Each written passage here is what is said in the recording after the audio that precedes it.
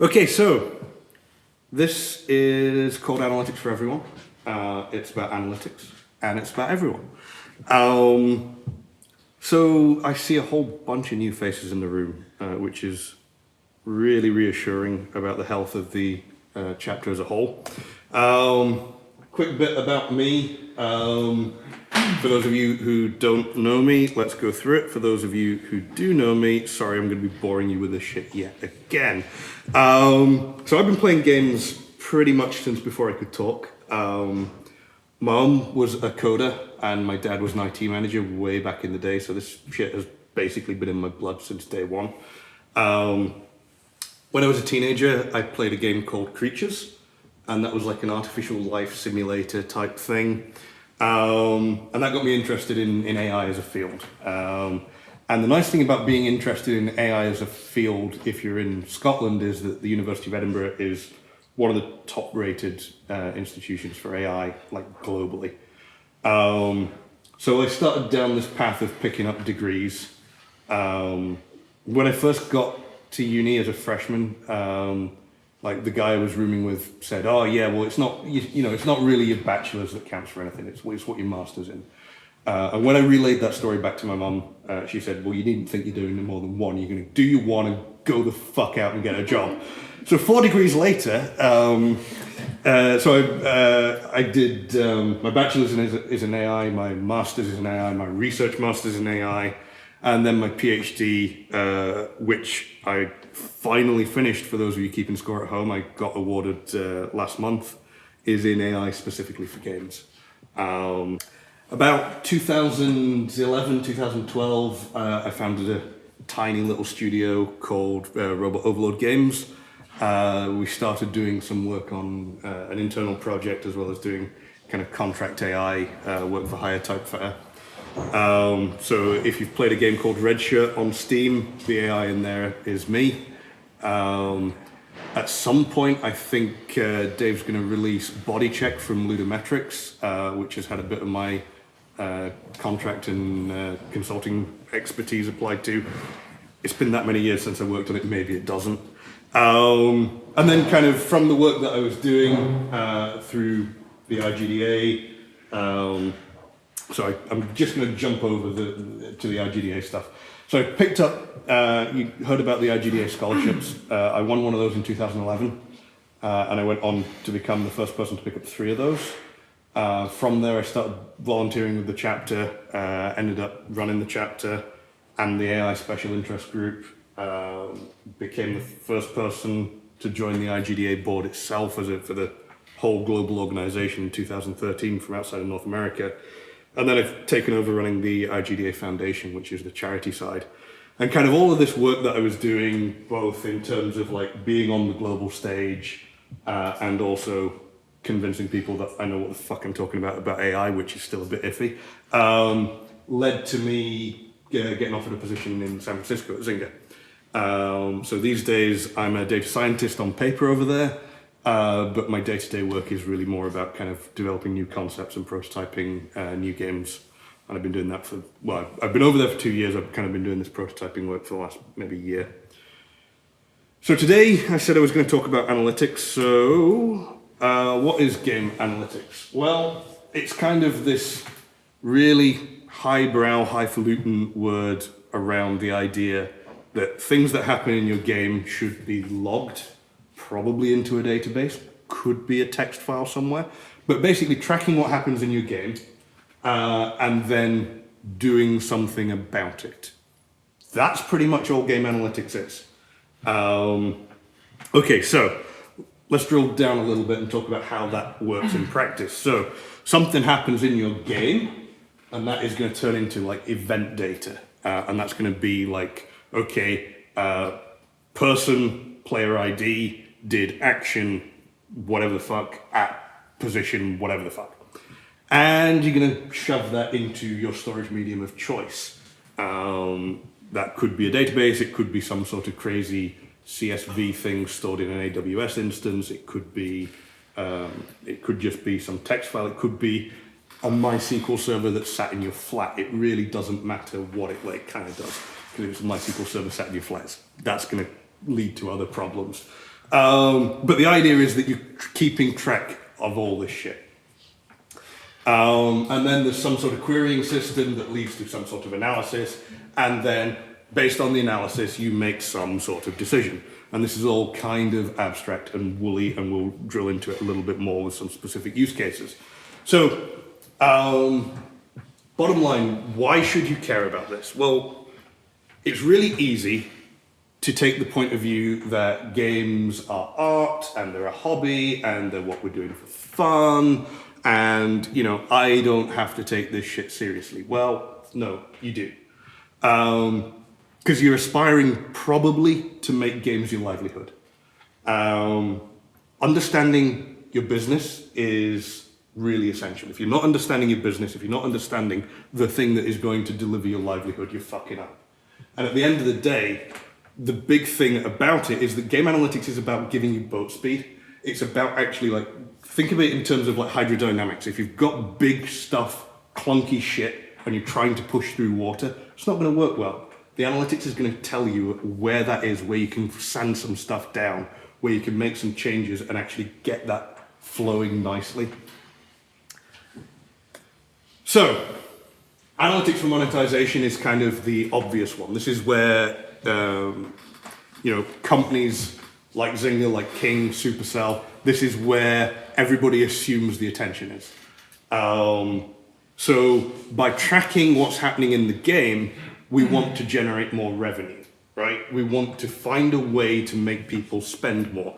We want to figure out why maybe we're not making as much money this week as we did last week. What changed? How is the interaction? How has that behavior changed? What are people doing this week that they weren't doing last week? Well, if you're not tracking that shit, then you're never going to know. But I said this was analytics for everyone, so let's talk about analytics for programmers. So what devices are people playing on? If you're not logging stuff, you don't know. So you can't answer stuff like, hey, what's the min-spec device that we should be targeting? Because you don't know what your audience is doing. How does the game perform when we make this change? Well, you don't know because you're not logging what frame rate is. Okay, so that's kind of more technical reasons to be tracking your analytics, but what about kind of artsy-fartsy design reasons? So, what if you want to track how people are using a specific power in a game, or how they're working with a specific piece? Well, one way you can do it, and during development, you can stand over their shoulder and watch everybody who touches your game, right? That's kind of the very small-scale way of doing testing like that. But when you start thinking about ramping that up, when you start thinking about, okay, well, let's put it out to 20 or 30 people rather than one guy that I cornered at the bus stop the other day, you're going to be in a position where you don't know and you can't keep track of what all those people and how they're interacting with your game, unless you're logging it, unless you're keeping track of what they're doing and why they're doing it, and kind of what the intent is around those interactions. Okay, so they opened up the little quest pop-up, and then they started acting on it. Or they opened up the little quest pop-up, and then they kind of paused, didn't know what to do, because the quest text doesn't actually explain what you want them to do properly. And you can start to see this kind of stuff. You can start to see that actually, level 12, everybody fucking fails it over and over and over, and then they stop playing. Okay, well, level 12's played too hard. And these are design reasons for keeping track of your analytics, for keeping an eye on what is going on inside your game. So when I say that analytics is for everyone, I really mean everyone, at every stage of development, like from concept and prototype through to actually having a live game. Analytics and the telemetry from in-game actions is going to make your life easier. So going back maybe 4 years now, we were making this game, and I got the analytics set up, and I'll talk a little bit about the way that I did that because it was bullshit. And that's going to be a case study in how not to do it. But at the same time, like what we were tracking was high scores. And suddenly, one day, our high scores multiplied by a factor of about 1,000. And we didn't know why. But at the same time, we were doing all the tracking and the analytics, and we could see this was happening. Now, we kind of didn't understand why, like I said, but at the same time we could see the date, the very session that it started. Because we were tracking all this shit. And then we could take that, go back, and that gave us a really good starting point for figuring out what had changed in the code that day. Now, take out the analytics portion of that, you're going to be kind of maybe 4 or 5 days down the line going, hey, these scores look off. Wait, well, okay, well, when did this start? And then you don't know how to walk it back. But we had the exact date that it started. We could go back in the version control and we can say, okay, show me what changed. And what had changed was we accidentally removed a line that reset a counter.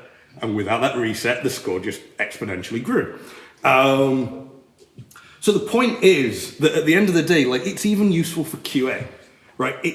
Analytics has this kind of reputation as something that big corporations use, but it's not really something that indies necessarily need to bother about.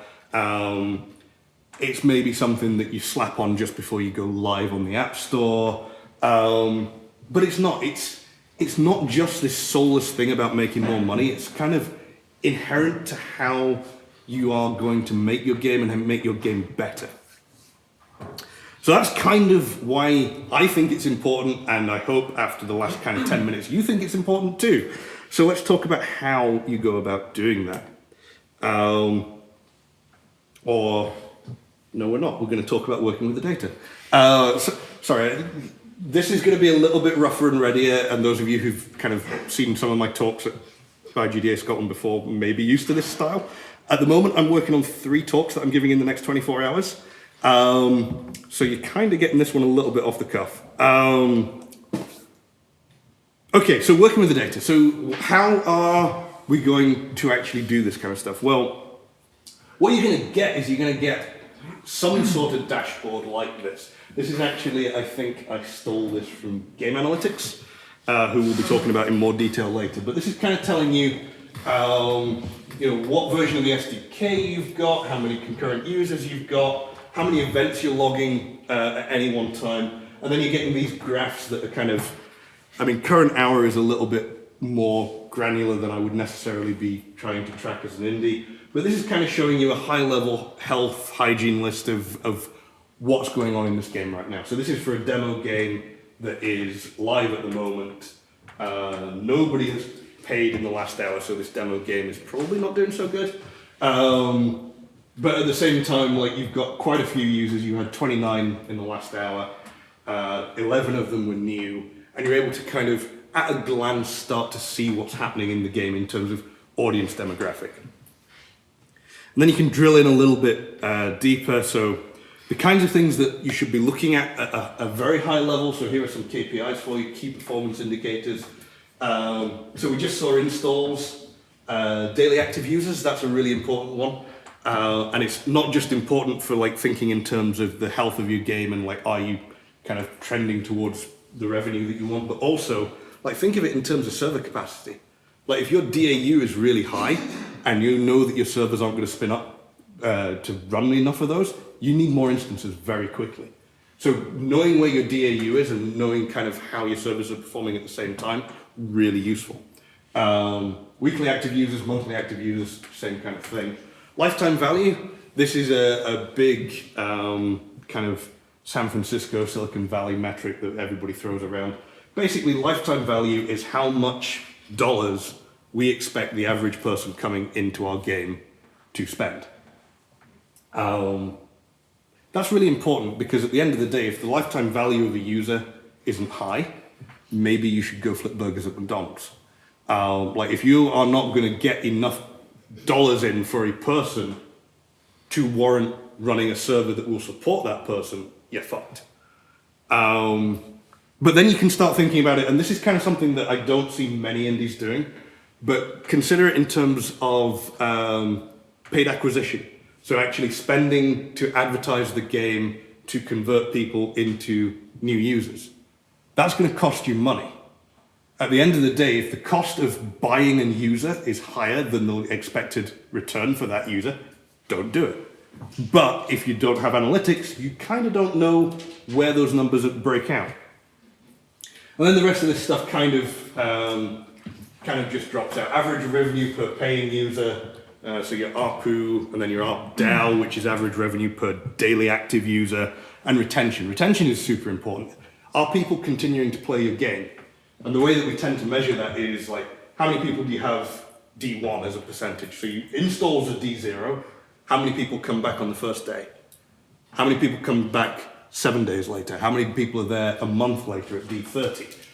And then the gold one, the really high one that you should be chasing if you possibly can, D365. How many people are playing your game a year later? And that number is going to be tiny, but those people love your game. Those people are amazing super fans and are probably going to spend on whatever the fuck you ask them to spend on. So the next slide says KPI caveats, and there are some notes, so let's remember what the fuck this is about. Okay, so I mentioned here, average revenue per paying user versus average revenue per user, and I also mentioned average revenue per daily active user. So it's really important to understand stuff like this, because at the end of the day, those are three metrics that kind of say the same thing, but are very specific and very nuanced, and understanding why they are different and how they are different. So average revenue per user, for example, is how much money have I made divided by how many people have played the game. Okay, that one's really straightforward. So that's kind of similar to the lifetime value idea. The reason that they're going to be distinct is consider somebody who joined the game yesterday. They've not had the opportunity to spend yet, but when you take the ARPU, you're going to see them kind of discounting that because they've not kind of built up that spend history. That's why knowing kind of the distinction between these things and kind of the very nuanced bit about what it's telling you is so important. And really the kind of thing to note about all these KPIs, and I'm throwing out a whole bunch of terminology, and kind of, you don't have to remember it because you can just look it up later. But what I really want you to kind of take away is that there are all these stats that it's standard to track, and each one is telling you something very specific, but it's also an abstraction over what's going on in your game. By their nature, these metrics are kind of abstract, and they're not necessarily a reflection of what is happening. Well, that's not true. They are exactly a reflection of what is happening, but they're not why, and they're not interpretation. And that's a really important distinction. Like, going from raw numbers to the why of it is kind of where the nuance in game analytics is. So, okay, so you're tracking all this shit, and you've got all these KPIs, and you've got all the stuff on a website in a dashboard, and what are you going to do with it now? Well, what's probably going to happen is that you're going to start pulling it down as a spreadsheet, and it's going to start going horribly sideways very quickly. But I mean, this is kind of the bread and butter of analytics, is working with spreadsheets. It's kind of dull, unless you have a certain mindset, I guess. But it's really, really powerful. Like, the ability to kind of take a set of numbers and understand what it's telling you is really the power of analytics. And that's where you're going to go from a team that's making a game to a team that's running a sustainable business. And, you know, spreadsheets are great. Spreadsheets are going to get you part of the way to where you need to be, but we can go further. And I called this hardcore mode. And I let PowerPoint just put together the slide for me because it said, hey, we can make that pretty for you. I said, yeah, okay. So let's run through some of these tools, because these are the kinds of things that are going to make your life easier. When I started out doing data science at Zynga, I had Excel and Google Sheets. And after about 6 months, I was introduced to some of these tools, and I was like, oh, fuck, I could have done twice as much work in this time. So Tableau over at the end. Tableau is this amazing visualization tool. Who here has tried to make a graph in Excel? Okay, most of the room. Who here has been frustrated to fuck at trying to make a graph in Excel?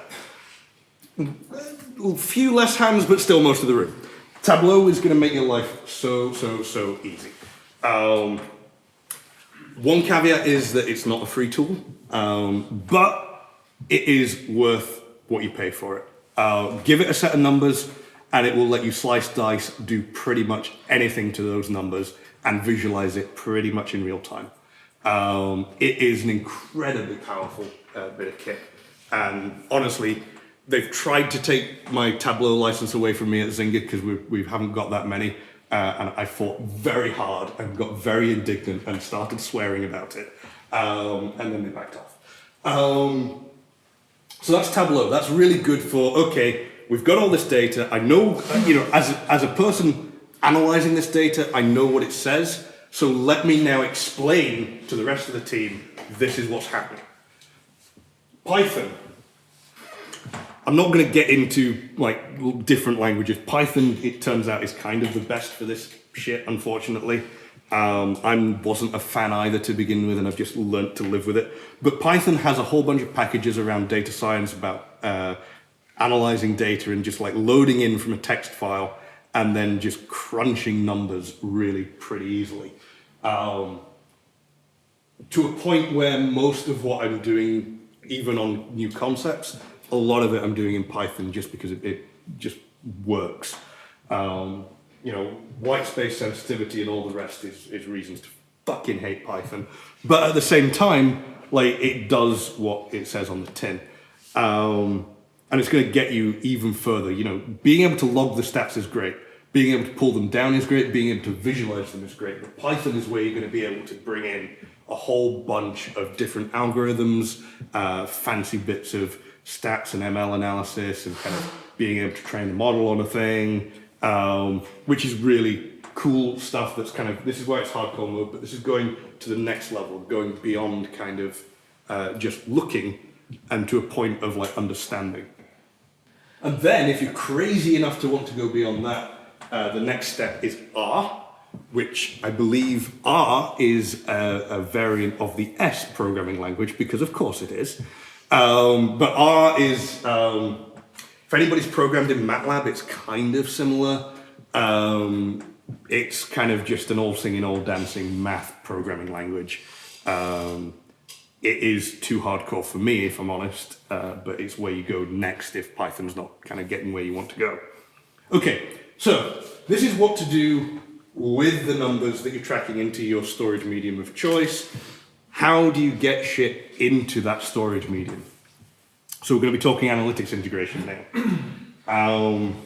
Okay, so you could go your route of building your own system to do it, which I mentioned earlier is not a good idea.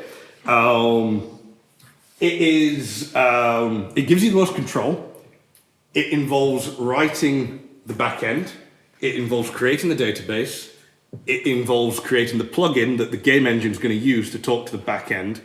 And it's kind of ugly.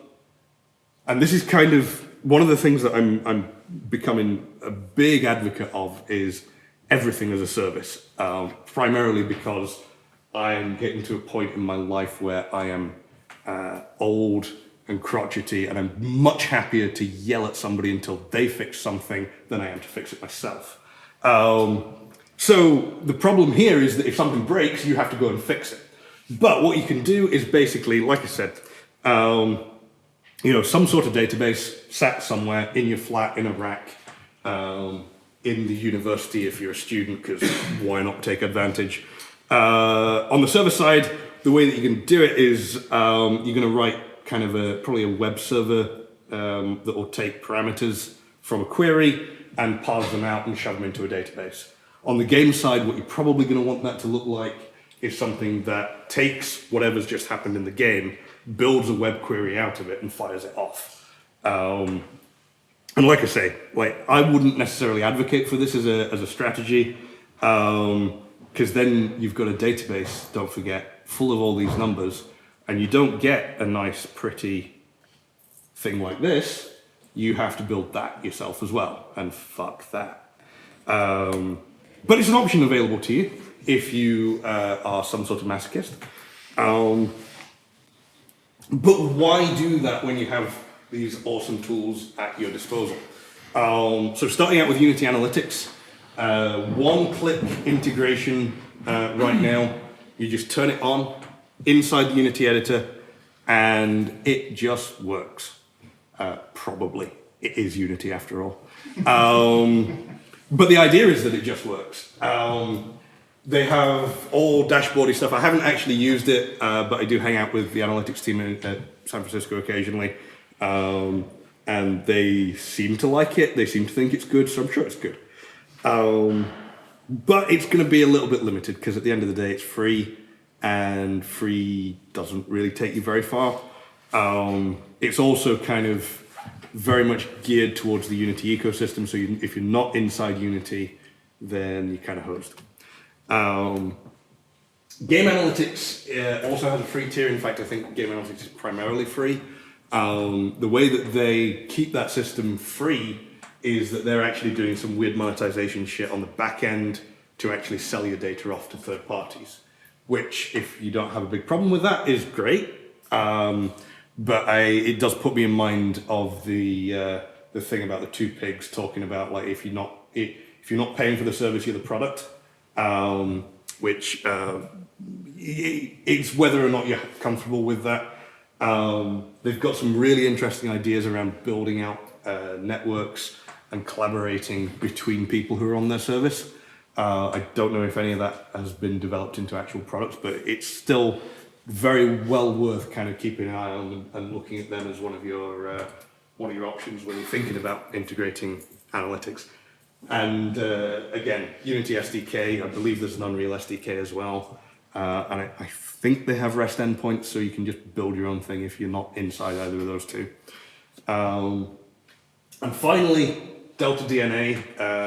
I've been an advocate for Delta DNA for many years. They're actually based down in Edinburgh. I think they're claiming to be an American company again, but they're actually in Edinburgh.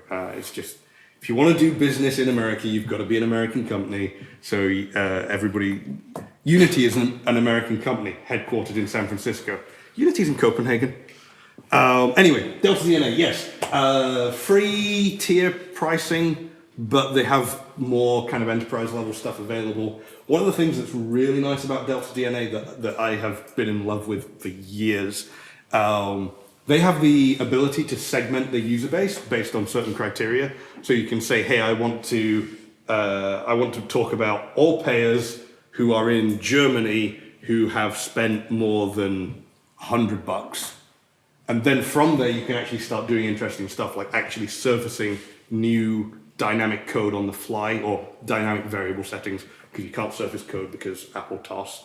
But at the same time, like, you're in a position where, like, you can start saying, hey, if somebody's started paying into this game, then at this threshold, turn off ads, because, like, we know that they're just spending enough that we don't want to bug them with ads.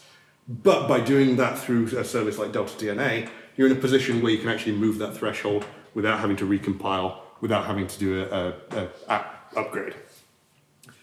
So that's kind of, those I would say are the three that I would always look at if I was talking about integrating third-party analytics into a game today. There's a whole bunch of other stuff out there, Flurry, Mixpanel, some other shit. But these guys, for my money, are kind of where it's at because they also started from games from the bottom up. And most other things are like, oh yeah, we do apps and also games. And certainly some of the conversations that I've had with those third-party tools have been very clear that they're not thinking games first, whereas these guys are. So all along throughout this kind of chat, what I've really been focused on is games that are heading towards live ops, the games that are going to be run in a software as a service kind of model. Everything that I've said still applies for shipped products though. You're going to put a game on a disk and ship it out. Well, okay, you're not going to have necessarily the ability to customize stuff on the fly. You're not going to be able to kind of tweak things. You're not going to be able to kind of move the game over time. But at the same time, like, you still need the ability to see what's going on in the game, and you still need to have that telemetry coming in during development and kind of as you go kind of towards your launch. So I'm reminded of a Tomb Raider game way back when. Tomb Raider, I want to say Underworld, but I could be wrong, where this kind of telemetry was actually being collected over live. It wasn't like a game that was running as a live ops service, but it was still collecting some data, and they were actually able to surface that data to academics who wrote some really interesting kind of player behavior and personality kind of profiling stuff. And from there, I think the idea for the Tomb Raider team was that they were getting a lot more insight into what to build next time. So they were kind of classifying players into different stereotypes. And, okay, it's on a disc, so they haven't got that capacity to kind of go, oh, you're this kind of player, let's surface this kind of experience. But at the same time, when they came back again, they could go, okay, here's how people are playing our game. Let's build for that now. So, okay, that's kind of all the how. And now we're going to talk about the who. So, being that we're a bunch of us are starving poor indies who haven't got space to hire, an analyst, who's spare? Who knows numbers? Throw them at this problem. Like, as soon as you're getting the data into the database, find somebody who doesn't mind fucking around with spreadsheets and ask them to look at things. And that is, that is kind of V0.1 of analytics in your company. You don't need necessarily to be a rock star SQL guy. You don't need to be some crazy whiz math genius with all sorts of machine learning background blah. You just need to know numbers. And at the end of the day, if you pull the numbers out into a spreadsheet and start adding them up and start like doing conditional formatting, if this is bigger than that by this amount of margin, highlight it red, and then the spare body's job is, when that goes red, tell somebody. That is what V0.1 of this thing looks like. But you can go further and you can start kind of looking to use a producer or a project manager, a product manager, to get more of a detailed understanding of like how the numbers are changing and how that's actually affecting things in the game and what the impact of that is and why that's happened. Like, depending on how you're structured, kind of your producer might own your roadmap, your product manager might kind of know what the features are that have been put out recently or that are coming and have an understanding of what the expectation of that was going to be. So them owning the analytics then means that they can kind of chart, well, this is what we expected to happen, and this is what actually happened, and generally, oh fuck. But it gives you that ability to have accountability around the feature design. And then let's say that you've done exceptionally well, landed a grant, or have convinced somebody that they don't need a kidney and you can sell it on the black market. You can pick up a dedicated analyst. And at that point, you've got somebody whose job it is to kind of be inside this data 24/7. You might have, you might have a big monitor somewhere that you've rolled out that the analyst has built the dashboard. So like, imagine putting this on a screen as you walk into your office, and then everybody can see when the whole thing fucking shits itself, and you can go, oh, right, okay, we're not going home tonight.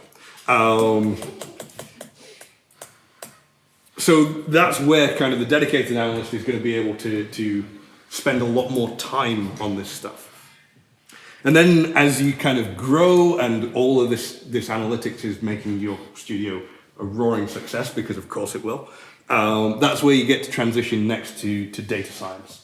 And data science is kind of taking this a step further, and this is where we start talking about like machine learning models, and we start talking about kind of people who are able to not only react to the data, but also to start building features against that reaction, to start speccing stuff out, who are basically kind of one-man army of analyst, engineer, designer, all in one package, and able to kind of really make use of the fact that you've got this data available and that you kind of are able to react to what's happening in your game very swiftly. A really good example might be trying to figure out and test, does our audience prefer a package for our game that's priced at $1.99, or are they more likely, if we change the value proposition slightly, are they more likely to spend at $2.99? If we give them 200 gems versus 500 gems. So there's a little bit more in the $2.99 one, but how is the psychology? And this is kind of where the data science, the rubber meets the road in terms of like behavioral economics, psychology, machine learning, all this kind of fitting together to really take stuff to the next level. And I've been talking about this stuff in terms of everything happening in-game. There is no reason not to be thinking in this kind of mindset when you're talking about social media, when you're talking about outreach, when you're talking about all of these kinds of things, where you should know whether your tweets get better traction at 9 in the morning or 9 in the evening. You should know whether your tweets would get better traction if they were written in Spanish. Test it. Why not? There was, I forget which studio, but years ago I got outreach from IGDA Brazil because one of the studios in Scotland was suddenly being featured on 4 different Brazilian websites, and they didn't know why. They didn't know what had happened, but suddenly somebody over here was big in Brazil. Okay, next step, start tweeting in Portuguese. Why not? That's where your audience is all of a sudden. React to it. So, understanding what's happening in your game is kind of one component of the broader understand your business, understand everything.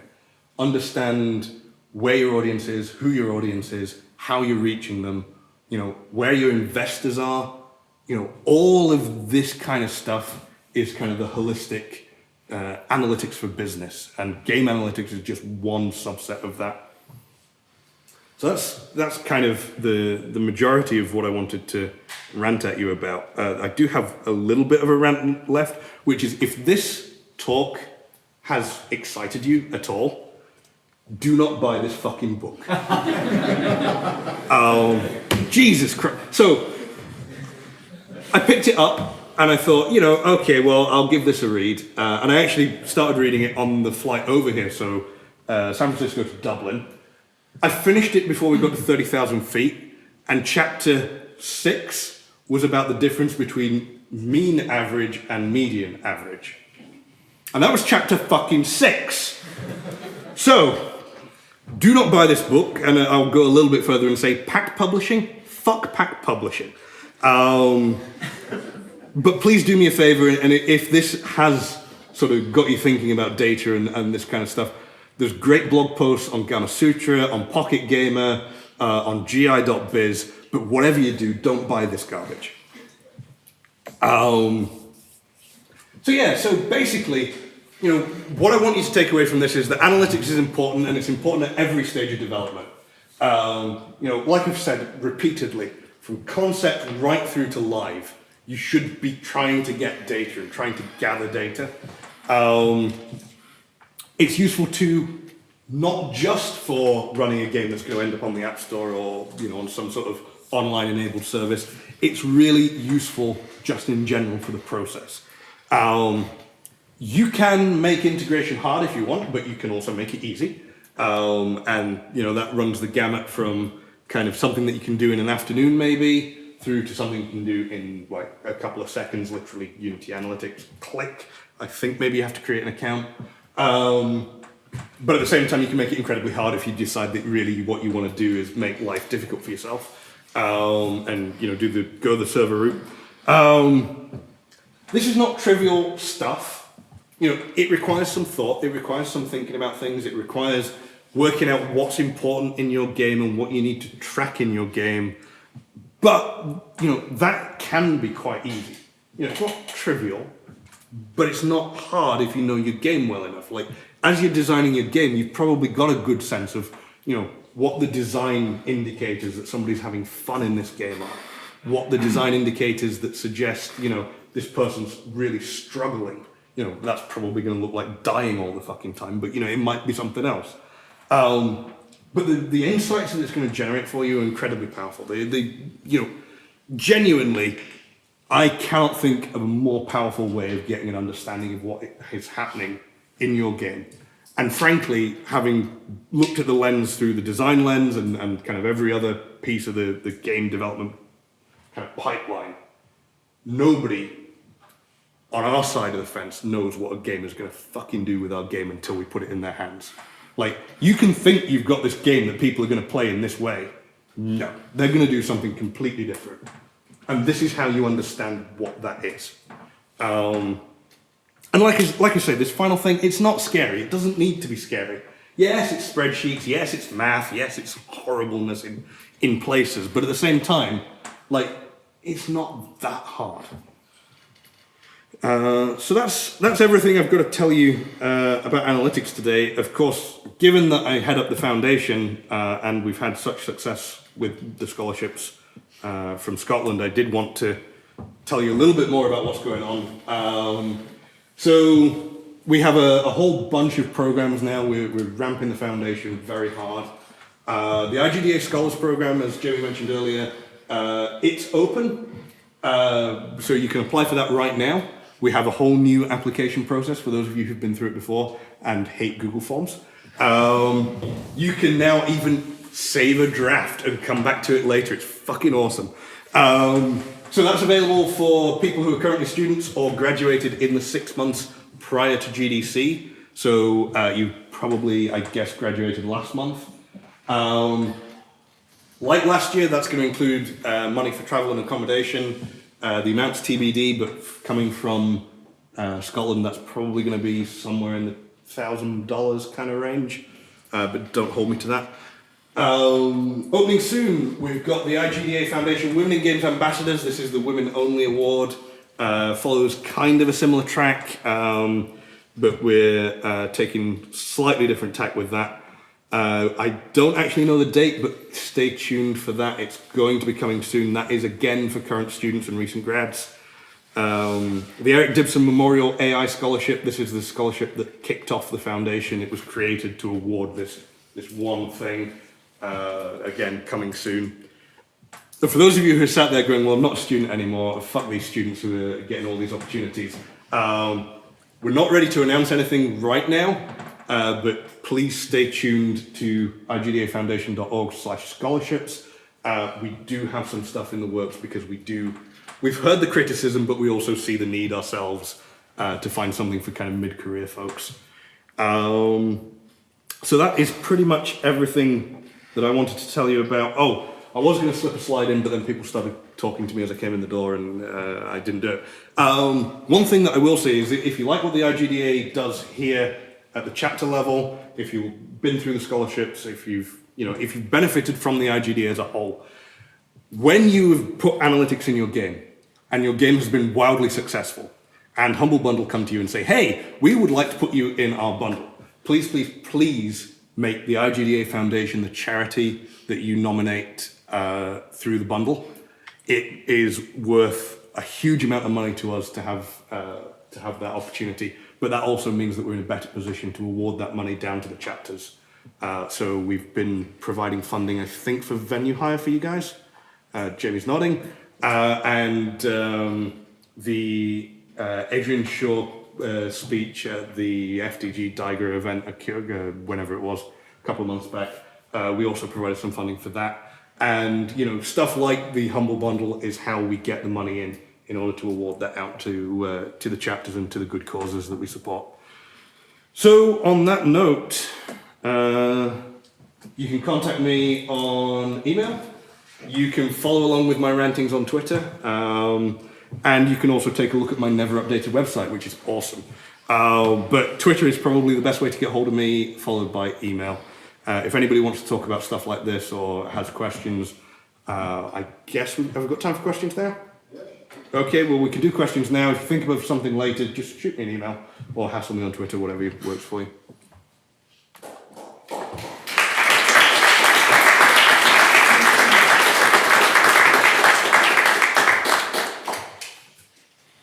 Any questions just now? I recently graduated with a design course. My dissertation was on game analytics, and I spent a vast amount of time programming. And I'm working currently as a tester position. How can I move forward? What can I do to move from tester to data science? Oh, this is general career advice. Brilliant. Be lucky. No, I mean, like, it's a kind of, data science is such a poorly defined kind of field. If If you want my definition of it, by the way, come along to Caledonian University tomorrow afternoon. Get a wee plug in for that. So, data science is just this kind of nascent field that nobody really understands, but a lot of people like to throw around the term data science because it makes them feel cool, and I'm including myself in that.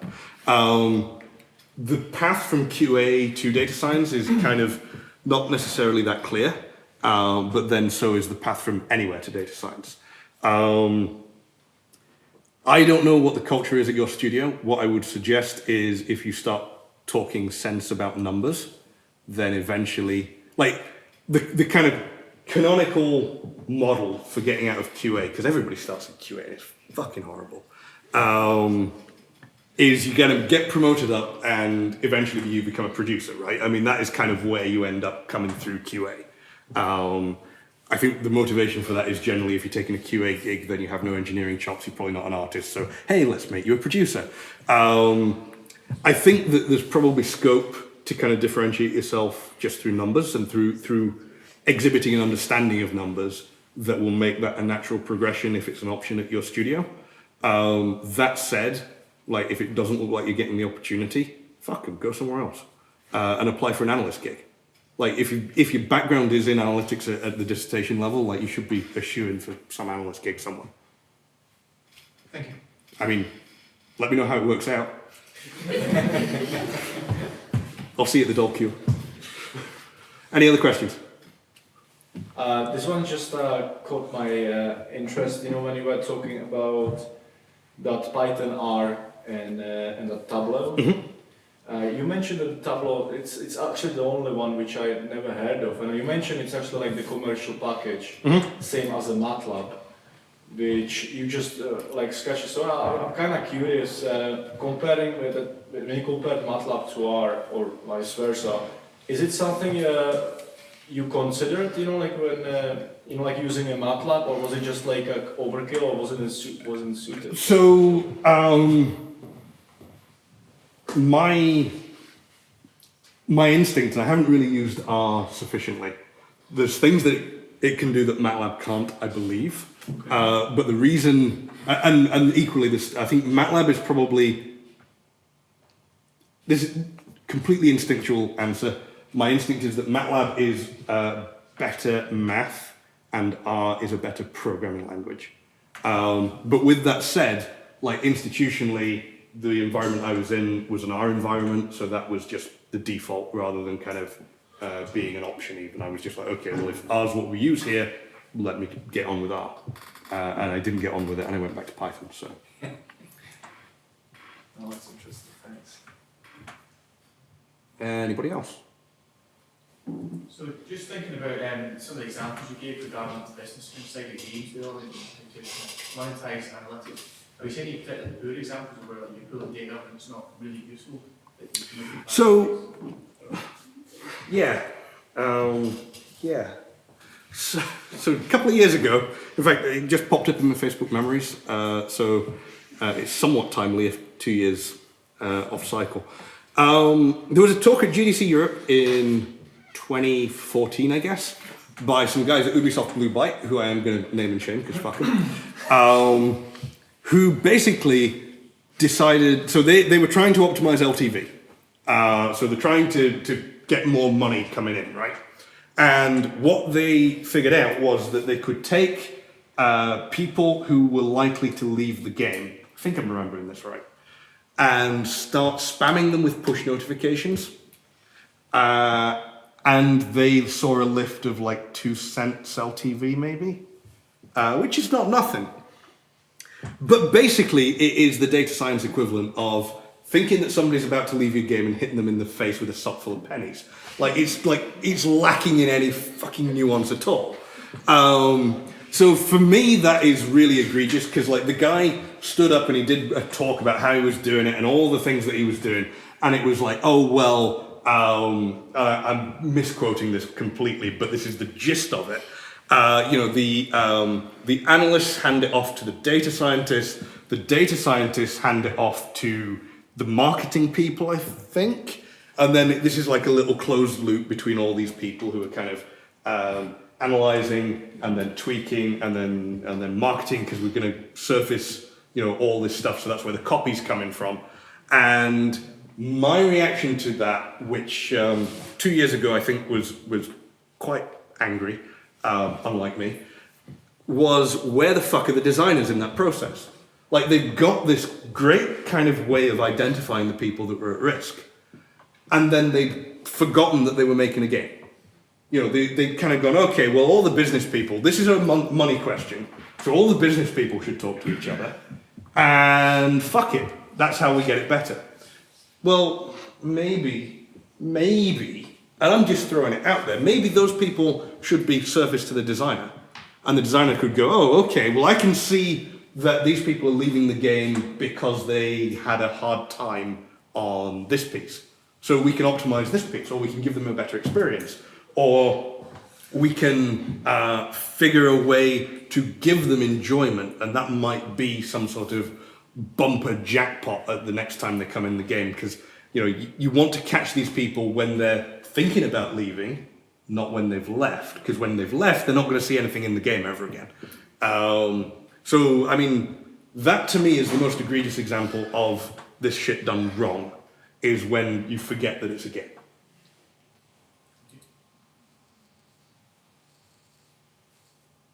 So we got a data team and our work, and we mostly focus on kind of magazines and website stuff. Where do we went with we want to try and get them together, learn more about the games and analytics and data stuff. So resource where we just go, hey, usually that. So, Gamasutra, Pocket Gamer, GI.biz, but you guys are based in Edinburgh, right? Okay, well, get on a train. Go talk to the guys at Delta DNA. Like, they are based here in the country, and I shill for these guys on a regular basis, but there is a reason that I shill for them. But honestly, like, I'm pretty sure that they would be really open to having a conversation about how you move more of a web analytics team into a game analytics team, and probably, there probably end up being some sort of support cost to that. But I think that it's probably your strongest move right now would be to reach out to them and kind of see if they can help you support that move.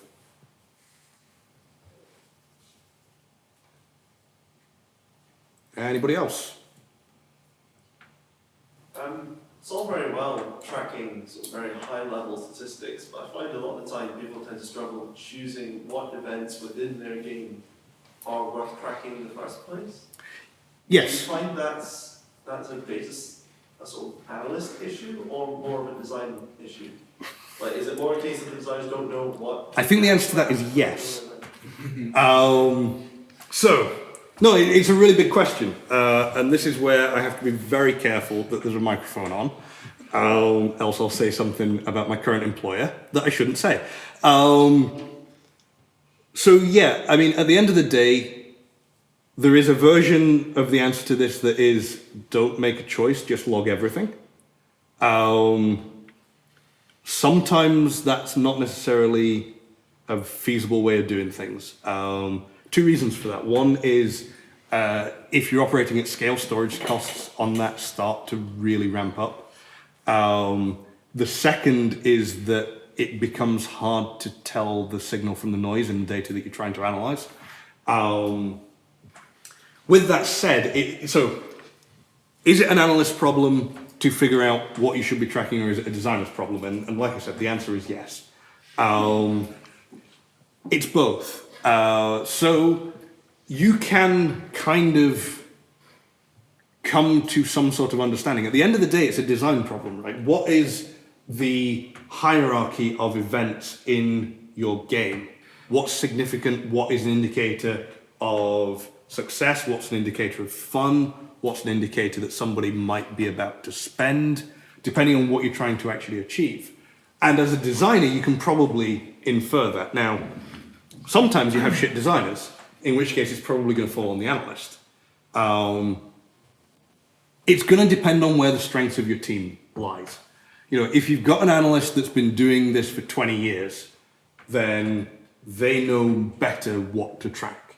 If you've got a designer who is, the creative owner of your game knows everything inside out and has been doing this for so long that you know game design is just baked into their bones, chances are they know better. But at the same time, it's a negotiation. It's kind of there's the business case for what can we track in terms of like space and capacity. There's the case for what do we need to track. You know, at the end of the day, your techs are probably going to be saying, hey, we need to be having, you know, all of this stuff tracked. So there's going to be a need coming from there. If you're logging absolutely everything, that might lead to a performance hit in your game, in which case somebody's going to be screaming about that. So everything is a balancing act. And depending on your team, depending on your culture, you probably need somebody to act as air traffic control over that. And where the balance is going to be depends on what you're actually trying to achieve. And that's not really, that's a bit of a cop-out answer, but it's the best one I've got for you.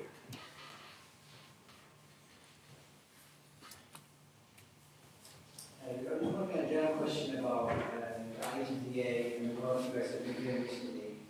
There seems to be kind of a lot more vocal conversation about crunch and other things than the industry. So I don't know, I guess obviously a number of us serve on IGDA, but looking from the outside, it seems to be that there seems a bit more of a positive approach to kind of tackling some of the challenges in the industry. Do you have anything to share on that, or has there been a shift that you've noticed from within? So I can't really comment. So what I will say, so the reason that I can't comment is that as chair of the foundation now, the IGDA Foundation is actually a separate entity entirely. And I rotated off the main board in April. So as a result, like I've got no insight into what they're doing or why they're doing it or what the conversation's about on that side of the house. And we're very kind of, I have been pretty strict about kind of maintaining a wall between the two organizations. You know, we have the channels between them, but at the same time, like I kind of want to keep a little bit of distance because the foundation is its own thing. It's going in its own direction. And we're having the success that we're having in the areas we're having. With that said, when I was kind of on the board maybe 6 months ago, definitely on the issue of crunch in particular, it is something that we are very, very careful to spin positively, to focus on the people who are getting it right. And I mean, part of that is that you see it on Twitter, but I have a masochistic streak, which is probably why I set up my server to do my analytics the same way, but it's also why I have a Twitter search running for IGDA, which sometimes really goes sideways on me and turns me into a very bitter person briefly. Well, more of a bitter person. The IGDA kind of doesn't have any teeth. Like, we're not a union. We can't go on strike. We're a global organization. We're a members organization. We don't have the ability to bite. And when you spin negative and you say, hey, these people are evil because they do this, what are they going to do about it? They're going to go, shrug, we made a bunch of money. Our game's doing really well. We just announced a new thing. And what are you going to do about it? You know, it serves to highlight that the organization kind of isn't able to get that much change sometimes. But at the same time, like if we can highlight the positive, and we can say, hey, look at these people. Not only are they doing this, this, and this, but look at the success that they're having as a result. Look at the work-life balance that they're creating. Look at how happy their people are, and nobody's committed suicide at this studio in the last 6 months. And as a result of that, like, we think that this is a great example of working environment in the industry. You know, if you can't use the stick, you've got to use the carrot. So you're right to see that perception, I think. But this is kind of my instinct is, you're right. There's reasons for it. And partly it's just the other way isn't effective. There is also a whole bunch of historical crap around, you know, it's the IGDA, it's got 20 years of baggage. but there was a oh crap, what did they call it? They were going to do anyway, there was this thing, and it was going to be critiquing the employers, and the employers weren't super happy about that, because the ones who kind of were going to be poorly rated could see it coming, didn't want it to happen. They turned into a huge political battle around that, and as a result, a large studio that shall remain nameless one of their head guys ran for the board specifically, and he's on record. In fact, it's Mike Capps. He's on record as saying that he did this. He ran for the board of the IGDA to specifically kill one of the initiatives that was being launched. It's always a political back and forth between the studios, the publishers, the platforms, and the IGDA. And there's a reason, politically, why the games industry doesn't have a union currently. The IGDA is the best we've got, and we're making the best of it. And we're doing what we can where we can, and sometimes that means kind of being positive. So I think that's the answer, and I think it was very long-winded, and I apologize for that. Can I have one more technical question? Yeah. Sure. It's something like you mentioned at the beginning of your talk about collecting the data.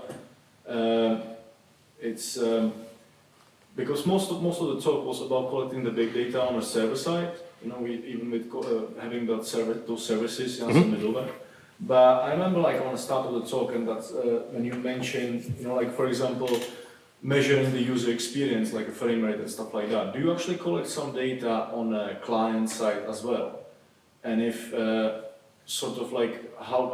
do you balance it with the bandwidth? Because obviously that would be the overhead issue. So almost everything that I'm describing is collected client side. Oh, is it? That is just the way that I know how to do this.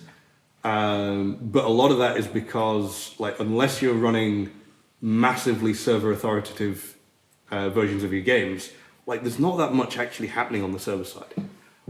If you think about, and I'm kind of doing this on the fly, but if you think about the interaction for an in-app purchase, it's about the device talking to Apple. It's not actually flowing through your servers. It's not like the device talks to your servers, which talks to Apple. So at the end of the day, from that point of view, it's all client side. And this is kind of where the performance hit comes from if you start logging everything. That's where the game grinds to a halt, because it's hammering, every time it runs a line of code, it's checking in with the server to say it ran a line of code. Extreme example, but that doubles the overhead of the game. Which is not what you want at all. So it's all, it is all client side, and it's all balanced. And yeah, it comes back to Andrew's question about where that balance point is. Yeah. You mentioned briefly about Tomb Raider and academics using some of the data they found. Yep. Is there a way as a student, to go out and find data from companies, or would you have to go directly to companies? So that's a really good question. As far as I know, most of the data sets are closed. Yeah. The Tomb Raider stuff in particular was published, and if you drop me an email, I will dig out that publication, but I don't know the title of it off the top of my head. Yeah. But I think my instinct is that in general, I haven't seen an open data set for games, although I think it would be a really interesting thing to have. But I also haven't heard of many studios who are willing to kind of open that data up, even to a small student project. So go reach out to people, develop kind of the ties, particularly if you're local here. Maybe there's somebody who can help you locally. But manage your expectations a little bit, I would say. It's worth taking a look at games that allow you to store or watch replays. So I'm thinking stuff like World of Warcraft, pretty much everything Blizzard does actually. Dota 2, although it's not an open beta set, it is still an API that you can hit, and Valve hasn't worked out rate limiting, which is fucking retarded. But yeah, if you wanted to, you could download every game ability that's ever taken place and crunch the numbers on it if you wanted to generate your own data from it. Yeah, I mean, actually, I think Riot maybe has some stuff, and I think there's some StarCraft, there's some StarCraft replay data floating around.